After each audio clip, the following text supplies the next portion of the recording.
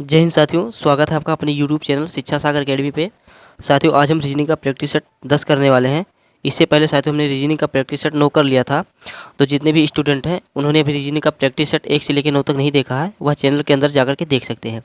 क्योंकि साथियों रीजनिंग का प्रैक्टिस सेट मैं इसलिए करा रहा हूँ, जब तक उत्तर प्रदेश पुलिस का री एग्ज़ाम और आरपीएफ कांस्टेबल का पेपर नहीं हो जाता तब तक इस चैनल पर डेली रीजनिंग का प्रैक्टिस सेट आता रहेगा। और साथियों, अब तक के जितने भी प्रश्न एग्जाम में पूछे गए हैं उन सभी प्रकार के प्रश्नों का मैं प्रैक्टिस सेट आपको करवा रहा हूँ। जितने भी प्रश्न का मैं प्रैक्टिस सेट आपको साथियों करवा रहा हूँ, या अब तक के एग्जाम में पूछे गए हैं साथियों, या एसएससी, सीजीएल, सीएचएसएल, एमटीएस तथा यूपीपी और आरपीएफ, रेलवे ग्रुप डी में इस प्रकार के प्रश्न पूछे जाते हैं। तो उसी प्रकार के प्रश्न का मैं आपको प्रैक्टिस सेट करवा रहा हूँ। इससे आपको क्या होगा, इससे आपको एग्जाम का पैटर्न पता चल जाएगा कि एग्जाम में किस प्रकार के प्रश्न पूछे जा रहे हैं। तो साथियों, प्रैक्टिस सेट करने का मतलब ये होता है कि एग्जाम में इसी प्रकार के प्रश्न हूबहू सेम ऐसे ही पूछे जाते हैं। तो इसीलिए प्रैक्टिस सेट करना बहुत ज़रूरी है। तो साथियों, एग्जाम तक मैं प्रैक्टिस सेट करवाता रहूँगा। तो चलिए साथियों, बिना किसी देरी के प्रश्नों की ओर बढ़ते हैं। उससे पहले आपसे विनती है कि अगर आप चैनल पर नए हैं तो चैनल को सब्सक्राइब करके बेल आइकन को ऑन कर दीजिएगा, और साथ ही इस वीडियो का लिंक अपने दोस्तों के साथ शेयर जरूर कीजिएगा। तो चलिए साथियों, बिना किसी देरी के प्रश्नों की ओर बढ़ते हैं। साथियों, आपको स्क्रीन पर प्रश्न नंबर 1 दिख रहा होगा कि उस वेन आरेख का चयन करें जो निम्नलिखित वर्गों के बीच सर्वश्रेष्ठ संबंध को दर्शाता है। साथियों, वेन आरेख से संबंधित प्रश्न है। वेन आरेख से संबंधित प्रश्न काफ़ी इंपॉर्टेंट होते हैं, एग्जाम का फेवरेट प्रश्न होता है साथियों, क्योंकि इस प्रकार के प्रश्न एग्जाम में बहुत बार पूछे जाते हैं। और बच्चे क्या करते हैं कि वेन आरेख का संबंध सही रूप से दर्शा नहीं पाते हैं। कई बच्चे तो इसका प्रश्न ही छोड़ के एग्जाम में चले जाते हैं। तो साथियों, वीडियो देखने के बाद आपका इस प्रकार का प्रश्न कभी भी नहीं छूटेगा। देखिए ऐसे प्रश्न को हम कैसे सॉल्व करते हैं। प्रश्न साथियों, उस वेन आरेख का चयन करें जो निम्नलिखित वर्गों के बीच सर्वश्रेष्ठ संबंध को दर्शाता है। पहले हम देखेंगे साथियों, स्नातक, शिक्षक और शिक्षित ये आपस में मेल खा रहे हैं कि नहीं मेल खा रहे हैं। तो साथियों, जो स्नातक होता है और शिक्षक होता है और शिक्षित होता है, ये सब मेल खाते हैं क्योंकि ये सब पढ़ाई के अंतर्गत आते हैं। तो पहले साथियों हमें पहले वाले का डायग्राम बनाना है। देखिए पहले वाले का मैं डायग्राम बना रहा हूँ। ये हो गया साथियों स्नातक का डायग्राम, ये हो गया साथियों स्नातक का डायग्राम। अब हम देखेंगे कि शिक्षक का और स्नातक का संबंध है कि नहीं। साथियों, स्नातक जो है या एक प्रकार का क्या है, तो एक प्रकार का डिग्री है, और शिक्षक जो है, शिक्षक एक प्रकार के अध्यापक होते हैं। तो शिक्षक वाला डायग्राम मैं यहाँ पे बनाऊंगा। शिक्षक जो हो गई ये इस वाले डायग्राम में बन गया शिक्षक। स्नातक और शिक्षक थोड़ा भिन्न होते हैं। अब हम देखेंगे कि इन दोनों का संबंध जो है शिक्षित से मेल खा रहा है कि नहीं मेल खा रहा है। तो साथियों, इनका संबंध शिक्षित से मेल खा रहा है, क्योंकि शिक्षित लोग ही स्नातक होते हैं और शिक्षक बनते हैं। तो इनको क्या करेंगे, हम एक डायग्राम में रख लेंगे। ये हो गया शिक्षित का, तो शिक्षित का डायग्राम ये बन जाएगा। तो बस साथियों, कितने आसानी से इसका प्रश्न का उत्तर हमें पता चल गया। पहले हम क्या करेंगे, इनका संबंध देखेंगे। अगर संबंध बैठ रहा है तो हम इसी प्रकार के डायग्राम बनाएंगे। तो जो शिक्षित होता है साथियों, शिक्षित के अंतर्गत शिक्षक भी आते हैं और स्नातक भी आते हैं। तो इसीलिए मैं बड़ा वाला डायग्राम बनाना पड़ेगा, क्योंकि जो शिक्षित है इसके अंतर्गत क्या है, तो स्नातक भी आएंगे और शिक्षक भी आएंगे। तो इस प्रकार का ऑप्शन में ऑप्शन नंबर ए दिख रहा है साथियों। तो ऑप्शन नंबर ए इसका राइट आंसर है साथियों। सॉरी, ये वाला डायग्राम कुछ इस प्रकार से बनेगा, क्योंकि इससे इसका संबंध होता है। क्योंकि साथियों स्नातक और कुछ टीचर स्नातक भी होते हैं, और तो इसीलिए साथियों जितने भी कुछ शिक्षक होते हैं वहाँ स्नातक भी होते हैं। तो कुछ शिक्षक साथियों स्नातक होते हैं, इसीलिए इसका डायग्राम कुछ वाला बनेगा। सॉरी साथियों, मैंने आपको थोड़ा पहले गलत स्टेप बता दिया था, उसके लिए क्षमा चाहता हूँ। इसका इस प्रकार की स्टेप बनेगा, क्योंकि कुछ शिक्षक जो है स्नातक भी होते हैं, और जितने भी शिक्षक और स्नातक होते हैं शिक्षित के अंतर्गत आते हैं। तो बड़ा वाला डायग्राम ये बनेगा शिक्षित का। ये वाला साथियों शिक्षित का हो गया। तो ऑप्शन नंबर ए इससे मेल खा रहा है, तो ऑप्शन नंबर ए इसका राइट आंसर है। चलिए हम प्रश्न नंबर 2 की ओर बढ़ते हैं। साथियों, स्क्रीन पे आपको प्रश्न नंबर 2 दिख रहा है कि निम्नलिखित में से कौन सा विकल्प तीसरे शब्द समूह से उसी प्रकार संबंधित जैसा दूसरा शब्द समूह पहले से है। साथियों, बहुत ही बढ़िया प्रश्न है, काफ़ी इंपॉर्टेंट प्रश्न है, एग्जाम का फेवरेट क्वेश्चन है साथियों। इसी प्रकार प्रश्न पूछे जाते हैं। ऐसे प्रकार के प्रश्न को हम कैसे ज्ञात करेंगे, देखिए साथियों, PTR है, उसके बाद R38 है, उसके बाद IMK है, तो फिर क्वेश्चन मार्क के स्थान पे क्या आएगा। तो देखिए ऐसे प्रश्न को कैसे सॉल्व करेंगे। यहाँ पे साथियों जो P है और यहाँ पे R है, पहले हम पहले का संबंध देखते हैं। तो P से साथियों R हुआ है, तो क्या हुआ साथियों इसमें, तो इसमें हुआ है +2 हुआ है। अब साथियों जो T और R है, T से 3 बना और R से 8 बना। तो कैसे बना देखिए, अब इनको अल्फ़ाबेट क्रम में इनका जो स्थान आता है, जैसे अल्फ़ाबेट क्रम में T का स्थान कितना है, तो जो T का स्थान है साथियों अल्फ़ाबेट क्रम में, इसका स्थान है 20 और R का स्थान है 18। तो अब हम 20 और 18 को जोड़ेंगे तो कितना आएगा, तो 20 18 को जोड़ेंगे साथियों तो सीधी सी बात है 38 आएगा। तो बस ये आपस में दोनों का अल्फ़ाबेट क्रम लिख के इनको जोड़ दिया गया तो ये 38 हो गया। बस ठीक इसी प्रकार हम आई का भी देख लेते हैं। तो आई में अगर हम +2 जोड़ेंगे साथियों तो क्या होगा, के होगा, आई जे के +2 इसमें हमने किया। अब इसके बाद में हम यम और के को जोड़ लेते हैं। यम और के को अगर हम जोड़ेंगे तो एम का जो स्थान है साथियों अल्फ़ाबेट क्रम में, एम का स्थान है, एम 13 नंबर पे आता है। कितने पे आता है साथियों, तो एम का स्थान 13 नंबर पे आता है और के का स्थान साथियों 11 नंबर पे आता है। तो के का स्थान 11 पे आएगा। इनको अगर आपस में जोड़ेंगे तो क्या बनेगा साथियों, 13 और 11 को अगर हम आपस में जोड़ेंगे तो 3 1 4 और 1 1 2, तो क्या बनेगा साथियों 24 बनेगा। तो यहाँ पे क्या हो जाएगा, के 24 होगा, यानी के 24 होगा। तो ऑप्शन में ऑप्शन नंबर डी मिल रहा है, तो ऑप्शन नंबर डी इसका राइट आंसर है, के 24 यहाँ पे आएगा। साथियों पहले अल्फ़ाबेट क्रम में +2 हुआ, उसके बाद में जो इनका अंक आता है ABCD में उन अंकों को जोड़ दिया गया है। बस इसी प्रकार इसका उत्तर ज्ञात करना था। पहले साथियों हमें पहला वाला स्टेप फॉलो करना, अगर पहला वाला स्टेप इससे मेल खा रहा है तो दूसरा वाला स्टेप ऑटोमेटिक इससे मेल खा के उसका उत्तर आ जाएगा। चलिए प्रश्न नंबर 3 की ओर बढ़ते हैं। आपको स्क्रीन पे प्रश्न नंबर 3 दिख रहा होगा कि निम्नलिखित में कौन सा विकल्प दी गई श्रृंखला को पूर्ण करेगा। बहुत ही इंपॉर्टेंट प्रश्न होते हैं साथियों। ऐसे प्रश्न को मैंने रीजनिंग का प्रैक्टिस सेट 1 या 2 3 में लगातार करवाया हूँ। इससे पहले प्रश्न का मैं साथियों शुरुआत में ही प्रश्न करवा दिया था। ऐसे प्रश्न काफ़ी इंपॉर्टेंट होते हैं। इसमें साथियों क्या करना है, हमको श्रृंखला को पूरा करना पड़ता है। तो काफ़ी इंपॉर्टेंट प्रश्न होते हैं, एग्जाम का फेवरेट क्वेश्चन होता है। देखिए ऐसे प्रश्न को हम कैसे सॉल्व करेंगे। पहले हम इनको आपस में गिनेंगे कि देखेंगे कितने ये अक्षर हैं। तो देखिए 1 2 3 4 5 6 7 8 9 10 11 12 13 14 15 16। साथियों ये टोटल 16 हैं। इनका हम पेयर बनाएंगे। ये साथियों इनका हम 4 में भी पेयर बना सकते हैं और 2 में भी पेयर बना सकते हैं। अगर 4 में पेयर बनाएंगे तो 4 पार्ट में बनेगा और 2 का पेयर बनाएंगे तो साथियों यह टोटल 8 पार्ट में बनेगा। तो हम क्या करेंगे साथियों, पहले हम बड़ा वाला पेयर बनाएंगे, क्योंकि बड़े वाले पेयर बनाने से हमें उत्तर बहुत ही जल्दी पता चल जाता है। तो हम पहले इसका बड़ा वाला पेयर बनाएंगे। तो साथियों चलिए हम इसका बड़ा वाला पेयर बनाते हैं। देखिए कैसे इसका पेयर बनाएंगे। कुल टोटल साथियों कितने हैं, तो 16 अंक हैं। अब देखिए हम कैसे इनको बनाएंगे। देखिए साथियों 1 2 3 4, एक पेयर ये ले लिया मैंने, 1 2 3 4, एक पेयर ये ले लिया, 1 2 3 4, एक पेयर ये ले लिया और 1 2 3 4 ये वाला पेयर बच गया। अब हम देखेंगे साथियों ये बना कैसे है, यम के बाद यन कैसे आया है। साथियों यम के बाद यन कैसे आया, तो हम अब यहाँ पे दूसरे वाले स्टेप में देखेंगे कि यम यन ओ, यम यन ओ। तो यन के बाद क्या आया है साथियों, यन के बाद ओ आया। तो यहाँ पे पहले वाला जो रिक्त स्थान है यहाँ पे हम ओ लिखेंगे। क्या लिखेंगे, तो ओ लिख देंगे। उसके बाद में अब हम देखेंगे कि अब ये श्रृंखला कैसे बनी, M N O P, M N O P. तो यहाँ पे दूसरे वाले में ओ के बाद क्या आएगा, पी आएगा।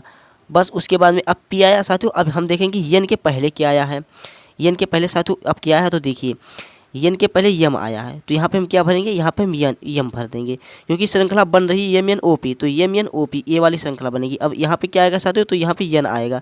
सी बात है साथियों, यहाँ पे यन ही आएगा। तो हमारी श्रृंखला कैसे बनी, ओ बनी, पी बनी, यम बनी और यन बनी।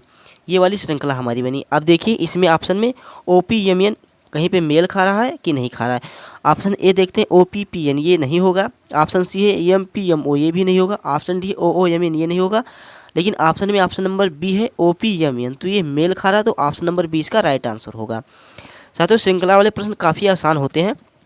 कई बच्चे अक्सर उनका शिकायत रहता है कि सर इस प्रकार के प्रश्न एग्जाम में ज़्यादातर छूट जाते हैं। तो अगर इस प्रकार से आप सॉल्व करेंगे, हमें क्या करना है, हमें 2 वाला पेयर, जितने कम वाले अंक हैं उनका पेयर हमें नहीं बनाना है, हमें ज़्यादा से ज़्यादा बड़े वाले अंक का पेयर बनाना है। जैसे साथियों ये 16 था तो इसका पेयर में 2 से भी बना सकता था, लेकिन इसका उत्तर आपको बहुत थोड़ा कठिनाई होती ज्ञात करने में। अब जो बड़ा वाला पेयर है इसे हमें तुरंत पता चल जाएगा कि श्रृंखला कैसे बने। अब हमें तुरंत पता चल गया यहाँ पे कि श्रृंखला यम एन ओ पी की बन रही है। तो बड़ा वाला पेयर जब लेंगे तो हम उत्तर तुरंत ज्ञात कर सकते हैं। चलिए प्रश्न नंबर 4 की ओर बढ़ते हैं। साथियों स्क्रीन पे आपको प्रश्न नंबर 4 दिख रहा है कि निम्नलिखित श्रृंखला में प्रश्न चिन्ह के स्थान पर कौन सी संख्या आएगी, 4 16 36 64 100 144 196। तो क्वेश्चन मार्क के स्थान पे क्या आएगा। अब देखिए ऐसे प्रश्न को कैसे सॉल्व करेंगे। जो ये 4 है, 4 से 16 बना है, 16 से 36, 36 से 64, 64 से 100, 100 से 144, 144 से 196। देखिए इसका क्या हुआ है। अब देखिए साथियों जो 4 है यह क्या है, तो यह 2 का स्क्वायर है, 2 का स्क्वायर है। बस उसी प्रकार 16 जो है यह किसका है, तो यह 4 का स्क्वायर है। अब 36 या 6 का स्क्वायर है। 64, अब 64 किसका है, तो साथियों तो 8 का स्क्वायर है। 8 का स्क्वायर क्या है, तो साथियों 64 है। 100 है साथियों, या तो 10 का स्क्वायर है, 10 धामा 100 होता है। 144 12 का स्क्वायर है, क्या है साथियों, तो ये 12 का स्क्वायर है। और 196 यह किसका है, तो 14 का स्क्वायर है। अब हम देखते हैं कि श्रृंखला कैसे बढ़ रही है। तो साथियों 2 2 4 2 6 2 8 2 10 2 12 2 14, तो सीधी सी बात यहाँ पे क्या आएगा, तो 16 आएगा। तो यहाँ पे 16 का स्क्वायर करेंगे। नीचे वाली श्रृंखला में साथियों +2 +2 +2 ऐसे से होते होते ये चली गई है। तो हम 16 का स्क्वायर देख लेते हैं। तो साथियों 16 का स्क्वायर क्या होता है, 16 का स्क्वायर होता है 16 16 256। क्या होगा साथियों, तो यहाँ पे आएगा 256। ये हो गया साथियों 16 का स्क्वायर। तो ऑप्शन में ऑप्शन नंबर ए दिख रहा है साथियों, तो ऑप्शन नंबर ए इसका राइट आंसर हो जाएगा। साथियों +2 इसमें होकर के इसका स्क्वायर हुआ है। बस इसी प्रकार का इसका उत्तर हम ज्ञात कर सकते हैं। तो चलिए साथियों प्रश्न नंबर 5 की ओर बढ़ते हैं। साथियों स्क्रीन पे प्रश्न नंबर 5 है। बहुत ही बढ़िया प्रश्न है, काफ़ी इंपॉर्टेंट प्रश्न है। एग्जाम वाला क्या करता है साथियों, ऐसे प्रश्न दे करके आपको आपका माइंड चेक करता है कि आप कितनी जल्दी इसको सॉल्व कर सकते हैं। ऐसे प्रश्न साथियों देखने में बहुत ही टफ लग रहे होंगे, लेकिन ये बहुत ही आसान है। देखिए कैसे आसान है। प्रश्न है कि निम्नलिखित 4 में से 3 संख्याएं, 4 में से साथियों 3 संख्याएं किसी निश्चित प्रकार से एक जैसी हैं। प्रश्न बोल दिया है साथियों कि जो 3 संख्या है आपस में एक प्रकार मतलब निश्चित प्रकार से एक जैसी हैं। इसमें से साथियों जो ऑप्शन है, इनमें जो संख्या है 3 संख्या एक प्रकार की हैं। देख मतलब इनको किसी भी प्रकार से हम करेंगे तो एक ही जैसी मिलेगी, और एक अलग है तो उस संख्या का चयन करें जो अलग है। काफ़ी इंपॉर्टेंट प्रश्न। देखिए आप कई लोग तो देख रहे होंगे कि सबके अंत में 5 5 5 है, और दूसरे नंबर पे 1 1 1 है। यहाँ पे 8 है, यहाँ पे 9 है, यहाँ पे 9 है, यहाँ पे 7 है। कई लोग इस प्रकार से भी ज्ञात करेंगे, लेकिन ये वाला तरीका बहुत गलत होता है साथियों। देखिए कौन सा तरीका हम लगाएंगे। तो साथियों पहले इसे मैं मिटा लेता हूँ, जिससे काउंट करने में मुझे थोड़ा आसानी रहेगा। तो देखिए ये कैसे ज्ञात हुआ है। हम क्या करेंगे, तो इन अंकों को आपस में जोड़ लेंगे। देखिए पहले ऑप्शन नंबर ए वाला जोड़ते हैं, तो 8 7 15 और 15 1 16 16 5 क्या होता है, तो 21 होता है। इसी प्रकार ऑप्शन नंबर बी वाला देखते हैं, तो 9 6 9 15 15 1 16 16 5 21 हो रहा है। जोड़ने में साथियों इनको हम जोड़ लेंगे आपस में, तो जोड़ने पे 21 आ रहा है। ऑप्शन नंबर सी वाला जोड़ लेते हैं, 8 7 15 और 15 1 16 और 16 5 21, ये 21 हुआ। जोड़ने में 21 बैठ रहा है साथियों। तो 3 तो साथियों एक समान हो गए। अब ये जो है इसको जोड़ने पे इसका एक समान नहीं बनेगा, तो इसका उत्तर यहीं आ जाएगा। एग्जाम में आप क्या करना, केवल बस ऐसे ही 3 का देखना, और 3 अगर समान मिले तो ये सीधी सी बात है साथियों, यह समान नहीं होगा। तो आपको टाइम बचाने के लिए तुरंत आपको डी ऑप्शन पर टिक करके आगे बढ़ जाना है। लेकिन हम यहाँ पे हम आपको प्रैक्टिस सेट करवा रहे हैं, तो यहाँ पे मैं आपको सॉल्व करके बता रहा हूँ कि देखिए कैसे होगा। अब देखिए 8 9 17 और 17 1 18 18 5 क्या होता है, तो 23 होता है। तो साथियों क्या होता है, 23 होता है। तो 23 साथियों ये मेल नहीं खा रहा है। जो तीनों है 21 21 21, ये तीनों मेल खा रहे हैं, लेकिन ये मेल नहीं खा रहा है। तो इसका सही उत्तर क्या हो जाएगा, ऑप्शन नंबर डी इसका राइट आंसर हो जाएगा। प्रश्न साथियों आपको प्रश्न में सीधा बोल दिया है कि 3 संख्याएं किसी निश्चित प्रकार से एक जैसी हैं। तो ये तीनों संख्या 21 21 जोड़ने पे 21 आ रही हैं, लेकिन ऑप्शन नंबर डी जो है यह जोड़ने पे 23 आ रहा है। तो 23 आ रहा है, तो साथियों यह तीनों से भिन्न है, तीनों से अलग है। तो इसका सही उत्तर हो जाएगा ऑप्शन नंबर डी, 8915 इसका राइट आंसर है। चलिए प्रश्न नंबर 6 की ओर बढ़ते हैं। साथियों आपको स्क्रीन पे प्रश्न नंबर 6 दिख रहा होगा कि एक निश्चित कूट भाषा में, प्रश्न है कि एक निश्चित कूट भाषा में प्रिंट को 96512 लिखा जाता है तथा फ्रॉम को 8603 लिखा जाता है। तो इस कूट भाषा में PROMPT का कूट क्या होगा। काफ़ी इंपॉर्टेंट प्रश्न है। अगर साथियों इस प्रकार का प्रश्न दिया हो, अगर हमें दो अक्षर आपस में मिल रहे हो और उनका कूट भी दिया हो, और उसके बाद में हमसे किसी एक का कूट पूछ रहा हो, तो बहुत ही आसान होता है, हम उसी कूट में से उसका कूट ढूंढ सकते हैं। अब जैसे साथियों यहाँ पे प्रिंट को 9000 क्या लिखा है साथियों, ये 96512 लिखा है, और फ्रॉम को 8603 लिखा है। तो बस इसी में से हमें ढूंढना है कि पी का कौन सा कूट है। तो देखिए साथियों यहाँ पे पहले ही दिख रहा है कि पी का कूट 9 है, तो यहाँ पे PROMT का हमें बताना है। तो पी का कूट क्या होगा साथियों, तो पी का है यहाँ पे साथियों, पी का बन रहा है 9, पी का साथियों 9 मिल रहा है। अब हमें आर का ढूंढना है, तो आर का साथियों यहाँ पे 6 दिखाई दिया, तो आर का होगा यहाँ पे 6 हो गया।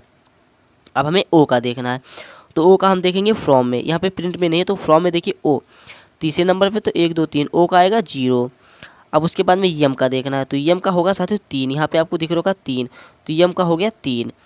उसके बाद में पी का हमें देखना है, तो पी का साथियों होता है 9, पी का 9 होता है। अब हमें देखना है टी का, तो टी का साथियों 2 होता है, लास्ट में यहाँ पे टी वाला जो आपको दिख रहा होगा 2 होता है, ये जो है साथियों ये 2, तो यहाँ पे हम 2 लिख लेंगे। तो हमारा उत्तर मिल गया, क्या मिला साथियों 96039 तो साथियों ये हमें उत्तर मिला 960 392। ऑप्शन में देखते हैं कि 960 392 कहाँ पे मिल रहा है।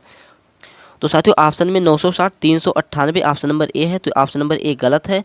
ऑप्शन नंबर बी 980 392 गलत है साथियों। ऑप्शन नंबर सी 960 392 ये इसका राइट आंसर है। ऑप्शन नंबर सी मिल रहा है साथियों, लेकिन ऑप्शन नंबर डी भी देख लेते हैं, 960 395 ये भी नहीं मिल रहा है, तो ऑप्शन नंबर सी इसका राइट आंसर हो जाएगा। काफ़ी इंपॉर्टेंट, काफ़ी मस्त और काफ़ी लाजवाब प्रश्न था। चलिए प्रश्न नंबर 7 की ओर बढ़ते हैं। साथियों आपको स्क्रीन पे प्रश्न नंबर 7 दिख रहा होगा कि निम्नलिखित में से कौन सा विकल्प दी गई श्रृंखला में तीसरे शब्द से उसी प्रकार संबंधित है जैसे दूसरा शब्द पहले से है। काफ़ी इंपॉर्टेंट प्रश्न है। अब कई बच्चे क्या करेंगे, ए बी सी तो अनुपात सी है, तो सोच रहे हैं कि प्लस ए बी सी हो गया है, और एच जे तो यहाँ पे तो साथियों नहीं बैठ रहा है। अब यहाँ पे बच्चे कंफ्यूज हो जाएंगे। तो देखिए ऐसे प्रश्न को हम कैसे सॉल्व करेंगे, बहुत ही इंपॉर्टेंट प्रश्न है, काफ़ी मस्त प्रश्न है। देखिए कैसे सॉल्व करेंगे, अल्फ़ाबेट क्रम में हम इनका क्रम देखेंगे। तो अल्फ़ाबेट क्रम में ए का स्थान आता है साथियों कितने स्थान पे, तो ए का स्थान पे आता है, और बी का स्थान साथियों 2 पे आता है, तो +2 हम करेंगे। इनको आपस में अगर हम जोड़ेंगे तो क्या आएगा, 3 आएगा, और 3 का अल्फ़ाबेट क्रम में स्थान क्या होता है, तो सी का स्थान 3 होता है, तो बस इनको जोड़ के यहाँ पे सी कर दिया गया है। बस इसी प्रकार हम एच और जे का देख लेते हैं। तो अल्फ़ाबेट क्रम में साथियों एच का जो स्थान होता है, एच का स्थान साथियों क्या होता है, तो 8 होता है, और जे का स्थान होता है 10 +10 हम करेंगे। अब इनको जोड़ेंगे तो क्या आएगा साथियों, 18 आएगा। अब अल्फ़ाबेट क्रम में 18 किसका स्थान है, तो साथियों अल्फ़ाबेट क्रम में 18 आर का होता है, क्योंकि आर 18 नंबर पे आता है। तो ऑप्शन में ऑप्शन नंबर सी मिल रहा है 18, तो यहाँ पे साथियों क्या हो जाएगा, यहाँ पे आर होगा, तो आर इसका राइट आंसर है। R is the right answer, option number C इसका सही उत्तर है। चलिए प्रश्न नंबर 8 की ओर बढ़ते हैं। कुछ नहीं हुआ है इसमें साथियों, आपस में जो दोनों अंक हैं इनको जोड़ दिया गया, और जोड़ने के बाद अल्फ़ाबेट क्रम में जो इसका अंक आया है तो उसी को यहाँ पे लिख दिया गया है। उसी प्रकार एच जे को हम जोड़ेंगे तो एच 8 पे आता है और जे 10 पे आता है, तो इनको अगर हम जोड़ेंगे तो 18 होगा, और 18 का अल्फ़ाबेट क्रम में स्थान है आर, तो आर यहाँ पे आ जाएगा। चलिए प्रश्न नंबर 8 की ओर बढ़ते हैं। साथियों स्क्रीन पे प्रश्न नंबर 8 है, काफ़ी इंपॉर्टेंट, काफ़ी लाजवाब प्रश्न है, बहुत ही इंपॉर्टेंट प्रश्न साथियों, वेरी वेरी इंपॉर्टेंट है। VIMP मैंने लिख दिया कि वेरी इंपॉर्टेंट। देखिए प्रश्न है कि किसी निश्चित कुट भाषा में लकड़ी को, सॉरी साथियों गुलाबी को लकड़ी, मान लीजिए ये जी मतलब गुलाबी हो गया, और यल मतलब लकड़ी, गुलाबी को क्या कहते हैं, लकड़ी कहते हैं, और लकड़ी को कलम, ये हो गया लकड़ी, और लकड़ी को क्या कहते हैं, तो कलम कहते हैं। यल का मतलब साथियों लकड़ी, के का मतलब कलम, शॉर्ट फॉर्म में लिख रहा हूँ, आप समझ जाइएगा। तो लकड़ी को क्या कहते हैं, लकड़ी को कलम कहते हैं। कलम को क्या, तो रंग कहते हैं। अब कलम जो है इसको क्या कहते हैं, तो आर से होता है रंग, तो रंग कहते हैं, तथा रंग को भूरा कहते हैं। अब क्या कहते हैं, रंग को साथियों भूरा कहते हैं, यानी ब्राउन, या बी से भूरा, भूरा कहते हैं। तो इस भाषा में, तो साथियों इस भाषा में निम्न में से किसका प्रयोग लिखने के लिए किया जाएगा। अब साथियों कलम को क्या कहा गया है, कलम से हम लिखते तो हैं, तो यहाँ पे बहुत से बच्चे ऑप्शन में ऑप्शन नंबर सी ठोक के आएंगे, तो ऑप्शन नंबर सी क्या होगा, एग्जाम वाला देखेगा और कहेगा ये लो, तो ये गलत हो जाएगा साथियों। ऐसे प्रश्न को कैसे याद करेंगे, कूट भाषा में साथियों कलम को बोला क्या गया है, कलम को यहाँ पे क्या, के का मतलब कलम होता है साथियों, ये हमने कूट भाषा में लिखा था कलम, और ये हो गया रंग। तो साथियों कलम को क्या बोला गया, कलम को रंग बोला गया, यहाँ पे भी वो है साथियों, कलम को रंग बोला गया। तो अब पूछा है प्रश्न कि निम्न में से किसका प्रयोग लिखने के लिए किया जाएगा, लिखने के लिए किसका प्रयोग करेंगे। तो साथियों कलम को रंग बोला गया, तो लिखने के लिए हम रंग का प्रयोग करेंगे, तो ऑप्शन नंबर डी इसका राइट आंसर है। बच्चे काफ़ी ऑप्शन नंबर सी पे टिक करके आते हैं, तो ऑप्शन नंबर सी इसका गलत उत्तर है। पहले हम डायग्राम को बढ़िया से देखेंगे, समझेंगे, उसके बाद उस पर उत्तर टिक करेंगे, क्योंकि कूट भाषा का प्रश्न इसी प्रकार होता है। चलिए प्रश्न नंबर 9 की ओर बढ़ते हैं। स्क्रीन पे प्रश्न नंबर 9 है साथियों, वेन आरेख से संबंधित प्रश्न काफ़ी इंपॉर्टेंट होते हैं, इसीलिए मैं आपको एक क्लास में 2 या 3 प्रश्न वेन आरेख का करवाता हूं, क्योंकि साथियों रेलवे का एग्जाम हो, चाहे उत्तर प्रदेश पुलिस या SSC का कोई भी एग्जाम हो, आपके एग्जाम में वेन आरेख से संबंधित 2 या 3 प्रश्न पूछे जाते हैं, तो इसीलिए मैं वेन आरेख से संबंधित प्रश्न करवाता हूँ साथियों। देखिए क्या है कि उस वेन आरेख का चयन कर जो निम्नलिखित वर्गों के बीच संबंध को सर्वश्रेष्ठ तरीके से प्रस्तुत करता है। अभी हमने बताया, इसको ज्ञात करने के लिए क्या करेंगे, कहीं कहीं पे फिर साथियों यहाँ पे 4 ऑप्शन दे देता है, यहाँ पे साथियों 3 ही दे रहा है, माताएं, महिलाएं, पायलट, लेकिन कहीं कहीं पे हाई लेवल का जब एग्जाम होता है तो वहाँ पे 4 ऑप्शन दे देता है। तो देखिए यहाँ पे जैसे मान लीजिए पायलट है, तो यहाँ पे हवाई जहाज़ भी दे देगा, यहाँ पे एग्जाम वाला साथियों हवाई जहाज़ दे देगा, और उसमें आपको क्रम बैठाना रहता है। लेकिन अब देखिए हम इन्हें ज्ञात करने के लिए क्या करेंगे, पहले हम इनका आपस में संबंध देखेंगे, माताएं, महिलाएं और पायलट, इनका संबंध आपस में बैठ रहा है कि नहीं। तो देखिए पहले साथियों माताएं वाला डायग्राम बनाएंगे, ये हो गया साथियों माताएं वाला डायग्राम। और अब हम बनाएंगे कि महिलाएं, तो माताएं और महिलाओं का संबंध है कि नहीं, तो सीधी सी बात है साथियों माताएं ही महिलाएं होती हैं, तो महिलाएं का संबंध माताओं से होगा। तो यहाँ पे आ गया साथियों महिलाएं, ये वाला डायग्राम बन गया महिलाएं। तो साथियों अब हम देखेंगे कि पायलट से इनका संबंध है कि नहीं है। तो साथियों अब यहाँ पे हम देखेंगे कि पायलट का संबंध है कि नहीं। अब कुछ बच्चे क्या करेंगे, ऐसे इसको अलग बना देंगे कि नहीं पायलट अलग होता है, माताएं महिलाएं अलग होती हैं। लेकिन साथियों एग्जाम का पूछने का तरीका कुछ थोड़ा दूसरा है, वो आपसे पूछ क्या रहा है, आपसे उत्तर क्या चाहता है, वो यही आपसे चाहता है। तो देखिए इसका उत्तर क्या आएगा। साथियों इसका उत्तर हम कैसे ज्ञात करेंगे, देखिए अब साथियों प्रश्न हमें ध्यान से पढ़ना है कि माताएं, महिलाएं और पायलट। तो साथियों पुरुष और महिलाएं दोनों पायलट होते हैं, यानी कुछ महिलाएं पायलट भी होती हैं और कुछ पुरुष भी पायलट होते हैं। तो साथियों आजकल देखिए महिलाएं भी पायलट उड़ाती हैं, यानी पायलट चलाती हैं, यानी हवाई जहाज़ चलाती हैं, तो उन्हें पायलट बोला जाता है साथियों। तो साथियों माताएं, महिलाएं, पायलट, तो यानी कुछ माताएं क्या होती हैं, पायलट भी होती हैं, या कुछ महिलाएं पायलट भी होती हैं। तो यहाँ पे कुछ वाला डायग्राम बनेगा, तो ये हो गया साथियों, ये इस प्रकार बनेगा। तो कुछ वाला डायग्राम यहाँ पे बनेगा क्योंकि कुछ महिलाएं और पुरुष दोनों पायलट होते हैं। तो ये वाला डायग्राम कहाँ पे मिल रहा है, तो साथियों ऑप्शन में ऑप्शन नंबर सी मिल रहा है। तो ऑप्शन नंबर सी इसका राइट आंसर है। बस साथियों इसी प्रकार का हमें डायग्राम बनाना था, बहुत ही बढ़िया प्रश्न था। चलिए प्रश्न नंबर 10 की ओर बढ़ते हैं। साथियों स्क्रीन पे आपको प्रश्न नंबर 10 दिख रहा है कि निम्नलिखित शब्दों का एक तर्कपूर्ण एवं अर्थपूर्ण क्रम में व्यवस्थित करें। काफ़ी इंपॉर्टेंट है कि शब्दों का साथियों हमें तर्कपूर्ण और अर्थपूर्ण क्रम में व्यवस्थित करना है। बच्चा, विवाह, शिशु, रोजगार और शिक्षा। तो देखिए इसको हम पहले कैसे ज्ञात करेंगे। पहले क्या होता है साथियों, पहले शिशु जो होता है पहले शिशु रहता है, शिशु के बाद वो क्या बनता है, बच्चा बनता है। क्या बनता है साथियों, तो बच्चा बनता है। तो बच्चा बनेगा तो एक लिखेंगे हम। अब जब वह बच्चा बन गया तो पहले उसे क्या दिया जाएगा, शिक्षा दिया जाएगा। तो सीधी सी बात है साथियों शिक्षा दिया जाएगा या उसका विवाह किया जाएगा। तो साथियों उसे पहले शिक्षा दिया जाएगा, जब उसे शिक्षा मिलेगी, जब उसकी सरकारी नौकरी लगेगी तभी तो उसका विवाह होगा। जैसे आप लोग सरकारी नौकरी की तैयारी कर रहे हैं, तो ठीक इसी प्रकार इसका भी हम बनाएंगे। देखिए अब यहाँ पे क्या आएगा, तो जो पहले शिशु हुआ, शिशु के बाद बच्चा बनेगा, तो 3 1। अब बच्चा के बाद इसको हम शिक्षा देंगे। अब जो शिक्षा पाएगा तो शिक्षा के बाद उसे रोजगार मिलेगी, रोजगार मिलेगी यानी उसकी नौकरी लगेगी। जब नौकरी लगेगी तो 4 नंबर डायग्राम पे आएगा। तो अब मान लीजिए उसकी साथियों सरकारी नौकरी लग गई। अब जब सरकारी नौकरी लग गई तो बहुत से रिश्तेदार आपके पास आने लगेंगे। जब रिश्तेदार आएंगे तो आपकी शादी होगी। तो शादी होगी तो ऑप्शन नंबर इसमें 2, तो 2 है साथियों विवाह, तो फिर आपकी विवाह होगी। तो बस इसी प्रकार तर्कपूर्ण एवं अर्थपूर्ण क्रम में व्यवस्थित करना था साथियों। ऐसे प्रश्न को अपने ऊपर ढाल लीजिए और ऐसे ढाल के आप इसका उत्तर बहुत आसानी से ज्ञात कर पाएंगे। अब देखिए यहाँ पे 3 1 5 4 2 वाला ऑप्शन हमें कहीं पे मिल रहा है कि नहीं। ऑप्शन में ए 4 से शुरुआत है तो ये गलत है। ऑप्शन में सी 3 5 2 ये भी गलत है। ऑप्शन में डी 3 5 2 4 ये गलत है साथियों। ऑप्शन में बी 3 1 5 4 2 मिल रहा है, तो ऑप्शन नंबर बी इसका राइट आंसर है। P is the right answer. साथियों तर्कपूर्ण एवं अर्थपूर्ण क्रम में व्यवस्थित करें, बहुत ही आसान होता है ऐसे प्रश्न, बहुत ही बढ़िया तरीके से इसको आप हल कर सकते हैं। ऐसे प्रश्न को साथियों कभी क्या होता है कि मैथ के रूप में पूछ लेता है। अभाज्य संख्याएं, भाज्य संख्याएं, सम विषम, इस प्रकार से भी इसका पूछ लेता है। तो यहाँ पे साथियों क्या, तो यहाँ पे शब्दों का तर्कपूर्ण एवं अर्थपूर्ण क्रम में व्यवस्थित करना था। तो यहाँ पे इसका उत्तर ये हो जाएगा। चलिए प्रश्न नंबर 11 की ओर बढ़ते हैं। साथियों स्क्रीन पे प्रश्न नंबर 11 है कि ए और बी में से एक भाई है। अब जो ए और बी है साथियों, मान लीजिए ये ए हो गया और ये बी हो गया।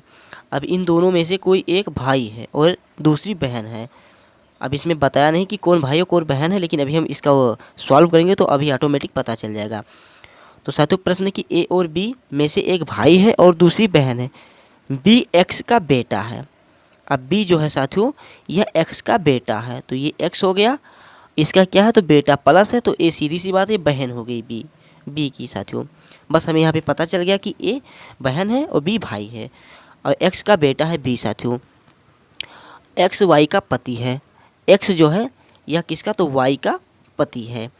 तो एक्स जो है साथियों यह किसका पति है, तो वाई का पति है। तो वाई का पति है तो वाई को यहाँ पे हम करेंगे और वाई का क्या है तो साथियों पति है, तो वाई होगा माइनस और एक्स हो गया प्लस, क्योंकि पति प्लस होता है। अब पूछा है साथियों एक्स वाई का पति है, तो अब पूछा है प्रश्न और ओ का भाई है। जो साथियों यक्स है वाई का पति है और ओ का भाई है। तो साथियों ओ का जब भाई होगा तो भाई कहाँ पे आएगा, यहाँ पे आएगा। ओ का भाई है, भाई भी प्लस हो गया।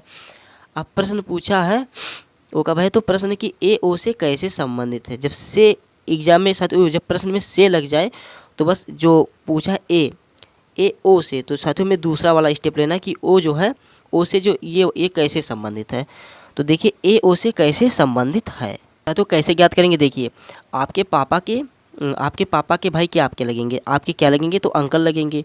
तो ये क्या लगेंगे साथियों, ये इसके क्या लगेंगे, तो चाचा लगेंगे। साथियों जो ओ है ए का क्या लगेगा, जो चाचा लगेगा। तो प्रश्न पूछा कि ओ ए से ए जो है ओ से कैसे संबंधित है। तो ए ओ का क्या लगेगा, तो ए का जो चाचा होता है तो आपके पापा के भाई यानी आपके अंकल होंगे, तो आप उनका क्या लगेंगे, आप उनके भतीजे लगेंगे यानी भतीजी लगेंगी, क्योंकि यह साथियों बहन है बी का ना, तो ये भतीजी होगी। तो ऑप्शन में ऑप्शन नंबर डी इसका राइट आंसर है कि भतीजी होगी। अब कई बच्चे क्या करेंगे, बस उनका उत्तर आ गया कि बस भतीजा या भतीजी होगा, बस बच्चे ऑप्शन में बी भतीजा भी है तो कई बच्चे भतीजा पे टिक करके आएंगे, लेकिन भतीजा गलत है साथियों। इसीलिए प्रश्न में पहले ही बोल दिया कि ए और बी में से एक भाई है और दूसरी बहन है। तो फिर बी एक्स का बेटा है, तो यहीं पे हमें पता चल गया, जब बी एक्स का बेटा बोला तो हमें तुरंत पता चल गया कि बी भाई है और ए बहन है। तो ये क्या होगी साथियों, भतीजी होगी। तो ऑप्शन नंबर डी इसका सही उत्तर है। तो बस साथियों आज प्रश्न यहीं तक थे। आशा करता हूँ आपको वीडियो अच्छा लगा होगा। साथियों अगर आपको आज का प्रैक्टिस सेट अच्छा लगा, आज हमने प्रैक्टिस सेट 10 कर लिया, कल हम प्रैक्टिस सेट 11 करने वाले हैं। जितने भी प्रैक्टिस सेट करवाए हैं अब तक के एग्जाम में पूछे गए प्रश्न हैं, इसी प्रकार के प्रश्न एग्जाम में पूछे जाते हैं साथियों। इसीलिए मैं आपको इसी प्रकार का प्रैक्टिस सेट करवा रहा हूँ। इससे आपको एग्ज़ाम का लेवल पता चल जाएगा कि हाँ एग्ज़ाम में इसी प्रकार प्रश्न पूछे जाते हैं। हाँ हो सकता है साथियों फॉर्म ज़्यादा भरे जाने के कारण थोड़ा कंपटीशन टफ हो सकता है। तो कंपटीशन टफ होगा तो इससे थोड़ा हो सकता है पेपर टफ हो जाए, लेकिन बस इससे ज़्यादा टफ नहीं होगा साथियों। यदि हमें स्टेप मालूम रहेगा तो हम उसका उत्तर बहुत ही आसानी से निकाल सकते हैं। बस साथियों हमें ये नहीं देखना कि कंपटीशन टफ है कि क्या है, बस हमें अपने मन में यही रख के चलना है कि बस अब की बार एक सीट लेनी है। जो सीट है एक सीट अब की बार हमारी ही है। तो ये मन में ये विश्वास लेके चलना है और अपनी पढ़ाई को बढ़िया ढंग से कंटिन्यू करनी है। तो साथियों आज हमने रीजनिंग का प्रैक्टिस सेट 10 करा। अगर आपको वीडियो अच्छा लगा हो तो प्लीज़ साथियों मेरी विनती है कि आप वीडियो को शेयर कर दीजिएगा अपने दोस्तों के पास। जब तक शेयर नहीं करेंगे साथियों तब तक साथियों मुझे मोटिवेशन नहीं मिलता कि मैं और अच्छे वीडियो लेके आऊँ। साथियों ये जितने भी वीडियो या प्रैक्टिस सेट करवा रहा हूँ क्या अपने लिए करवा रहा हूँ, नहीं ये सिर्फ आपके लिए करवा रहा हूँ। तो आपका कुछ दायित्व है कि आप वीडियो को शेयर कीजिए और अगर आप चैनल पर नए हैं तो चैनल को सब्सक्राइब कीजिए और भारी से भारी मात्रा में चैनल पर विजिट कीजिए और अपनी तैयारी को बेहतर कीजिए। और साथियों वीडियो में अगर हमसे कहीं पे कोई गलती हुई हो तो अपना छोटा भाई समझ के मुझे क्षमा कर दीजिएगा। तो आशा करता हूँ साथियों आपको वीडियो अच्छा लगा होगा। साथियों फिर लास्ट बार बोल रहा हूँ कि अगर वीडियो अच्छा लगा है तो प्लीज़ आप वीडियो को लाइक कर देना और साथ ही इस वीडियो को अपने दोस्तों के साथ शेयर करना। चैनल पर नए हैं तो चैनल को सब्सक्राइब कर लेना। तो चलिए मिलते हैं कल वाली वीडियो में, प्रैक्टिस सेट 11 करते हैं। तब तक के लिए जय हिंद, जय Bharat, Vande Mataram, take care, bye bye.